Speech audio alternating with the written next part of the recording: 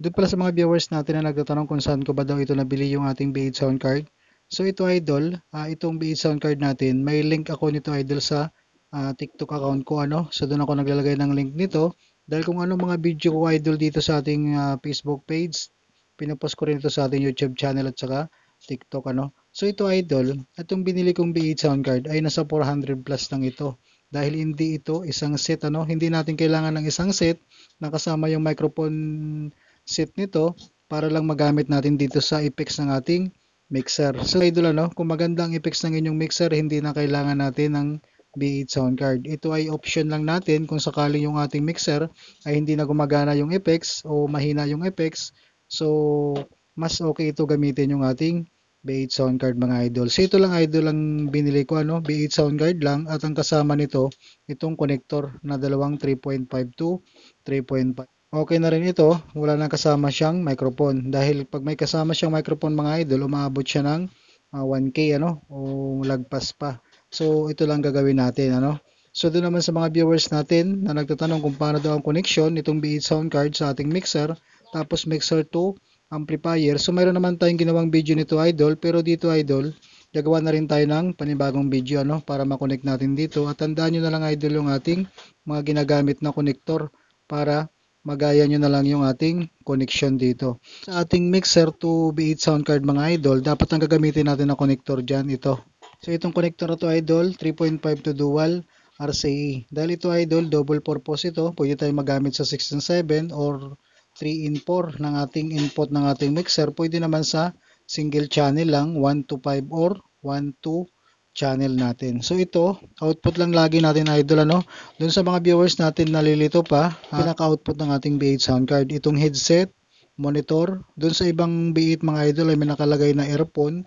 Yun ang output ng ating B8 sound card. Itong ang company idol, ito yung input no, audio input ito ng ating B8 sound card lalo pag gumagamit tayo ng DVD. Dito tayo pwede mag-connect or magamit ng cellphone na hindi dumadaan sa ating Bluetooth.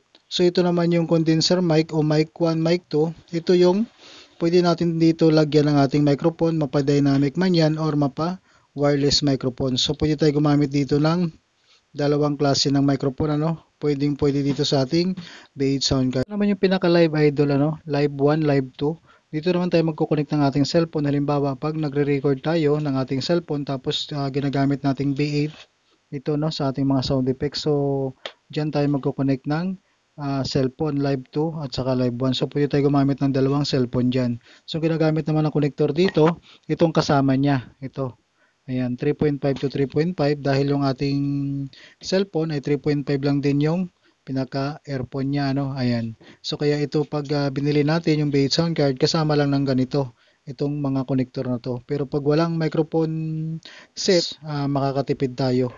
So ganito lang siya idol ano, kung halimbawa itong ating B8 sound card gagamitin na natin sa ating mixer, katulad kanina na pinakita natin na connector, itong 3.5 to dual 6.35.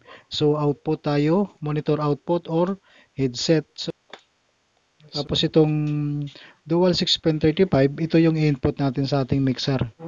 So itong ating 6.35 mga idol dito sa ating mixer 6 and 7.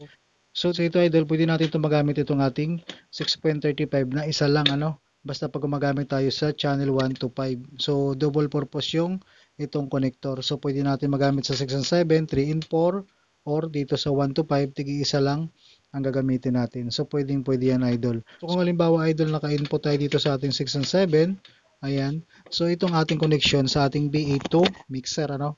Ayan. So itong ating B8, ito naman yung input ng ating mixer. So kung gusto niyo idol mag-connect ng ating mixer sa ating amplifier, so output lang din ng ating mixer papunta sa ating amplifier. So ito lang din siya idol ang gagamitin natin, dual 6.35 to dual RCA.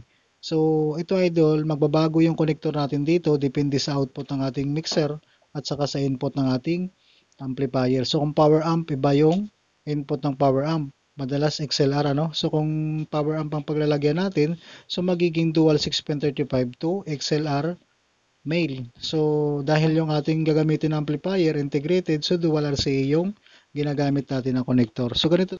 So, dun sa mga bago natin, sundan nyo na lang yung connector na ginamit natin na idol. Ano? Ito, nabibili naman to through online or bumisita lang kayo sa ating TikTok account. Mayroon tayong mga connector na nilalagay doon. So ito idol, itong dual RCA na to, ito yung input natin sa ating amplifier. Input natin dito sa audio selector kung anong nakaselect yung ating amplifier. So audio input lang idol. Ayan lang siya idol ano, ang ating connection sa ating B8. Ayan, B8 mixer to amplifier.